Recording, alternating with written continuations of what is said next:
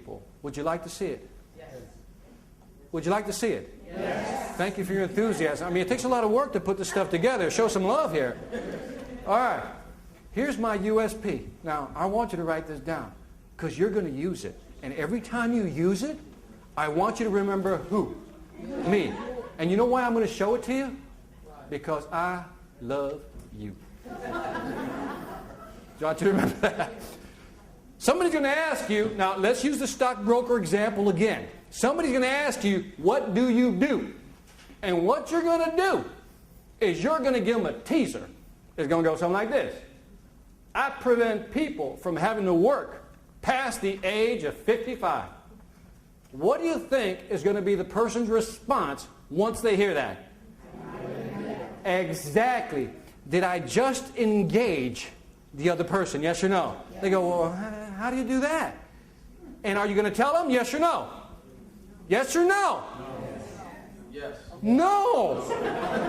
Here's what you're going to do. When they say, how do you do that? Here's what you're going to do. Write this down.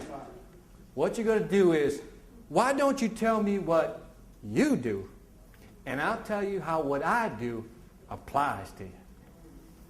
Tell me that ain't hot. I don't care what you think. You wish you invented that right there. Because I'm telling you, you're going to use this, and people will respond. Because here's what you've just done. First of all, you give them the teaser. You basically interrupted their stream of consciousness. You know how people are on automatic pilot? That if you don't kind of grab them by the neck, so to speak, they won't listen. So by telling them that you can prevent them from working at the age of 55, they're like, what? What do you mean? How do you do that? So wham, they're listening to me. And like any good salesperson, before you start throwing up on them about what you do, because we all know the saying, right? Throw up and show up. Was it show up and throw up? That's the one. Don't toss on people, folks. People don't want to hear your message. The best way to engage somebody is to let them what? So this person is going to talk. As that person is talking, you're going to ask questions, which we'll talk about in a little bit. And if you listen closely, what are they going to give you? They're going to give you the ways that you can what? Sell them. Because if I was a stockbroker, what would I do? She's going to tell me about the company she works for. And you know what I'm going to ask her? By the way, in that company, do they have 401k plans? She goes, yeah, really? Tell me about your 401k plans. Love to hear about it. And what is he doing? Getting more information. And then, like anything else, when he's ready, then he'll make the what? The pitch. But at that point, he's now gathered the information, and he now can what? Present his pitch that much better. Yeah, you don't like it, but you're writing it down. All right? All right, now listen carefully. You know why we have a problem listening? I figured it out. Would you like to know? Yes. Thank you. You know why I'm going to tell you this? Thank you very much. Did you know that we talk at 120 to 150 words per minute? That's our velocity when we talk. Here, yeah, you probably do faster than that here. Okay, for you guys, that 10% factor. But did you know that people listen at what?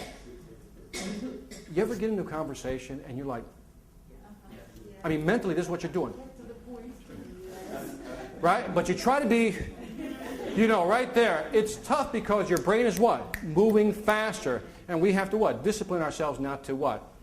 Step on people. Because here's where you kill your sales sometimes. And here's where people stop sharing. If you ever step on somebody's conversation, will they stop talking after a while? You ever know people that just keep interrupting your conversation? After a while, you're like, screw this. It's not even a conversation. It's a monologue. Right? Did you ever trump somebody in a conversation? This is a dangerous one, very subtle, and a lot of people do it. I hear it almost every day. I will tell you something, and you'll say, yeah, I heard about that. Or I know that already, right? I know that already. Oh, yeah, I heard that. As soon as you say that to somebody, what do? They turn off because they're like, Mike, apparently I can't tell you everything you don't know already. So be careful what you do when you talk to people. Now, here's why listening works. Nobody ever explains why listening works. I'm now going to give you the cognitive insight to why listening works. And here it is. Let me break it down for you. First of all, we're talking about active listening. By active listening, what am I saying? You're empathetic. I hear what you're saying. I, too, have been in that situation. Remember the field fell fountain deal, right? Now, but here's what's also happening in conversation. You have to learn how to what? Expand the conversation. Who knows what I'm talking about? Just do this. In other words, you've got to ask them what? More questions and dig deep. Because the more questions you ask, there is a sense of validation. The person's listening to you saying, wow, this person really cares about what I'm talking about. And no sooner than they care, I want you to listen to this, their self-esteem rises. Listen carefully. Let me do it again. When you're asking them questions about them, they feel a sense of validation because I'm listening. Because I feel a sense of validation, my self-esteem rises. I feel better. You ever have those conversations where it just flows? Because people what? They understand you.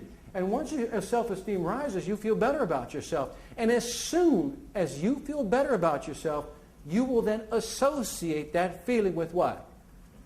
That person. So in other words, it's called the law of association. No sooner than I feel good about talking to you, guess what? Every time I see you, do I want to talk to you? Folks, my wife and I had a conversation many years ago because I used to come home and she used to greet me at the